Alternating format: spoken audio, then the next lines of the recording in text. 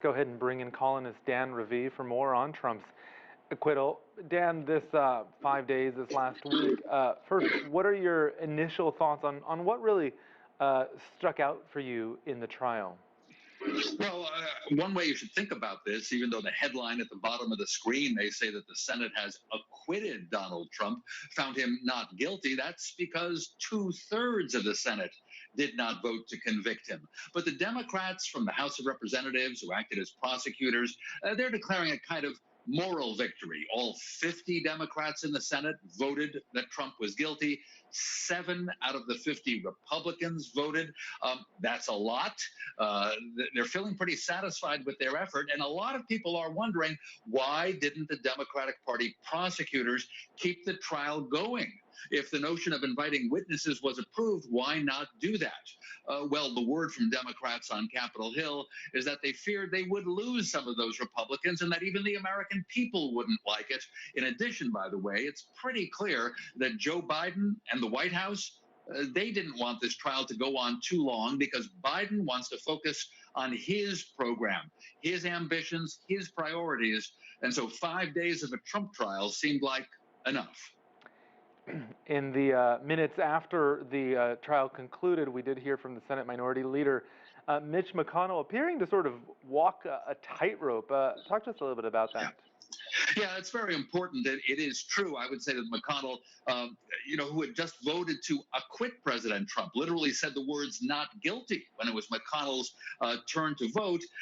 And yet when he talked about the events of January 6th and the attack on the Capitol building, he blamed Donald Trump. He said clearly then President Trump had provoked those events by spreading lies about having won the election, but there was cheating, and that's why Biden was becoming president.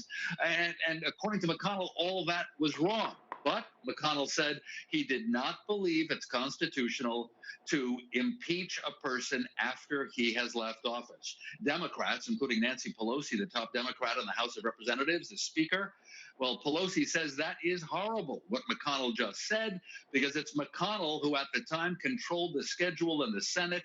It's because of McConnell, she said, that they couldn't put Trump on trial when he was still in office. So you're right, walking a tightrope. I think that McConnell was trying to declare for many Republicans who don't want Trump to be their leader anymore that there can be another pathway, even as former President Trump issued his statement from Florida that promised that there's going to be a movement that he will lead, featuring the 74 million Americans who voted for him in November. And just to recap that timeline, the House impeached Donald Trump on January 13th. McConnell, leading the Senate, had until the 19th to recall the Senate for a trial. That didn't happen, and he punted. And indeed, the Senate, during this trial, voted on the constitutionality argument. But you talked about Donald Trump and what he plans to do next, but he's not in the clear, right? There is the Southern District of New York, Georgia, D.C. Talk about some of the legal things that he may face going forward.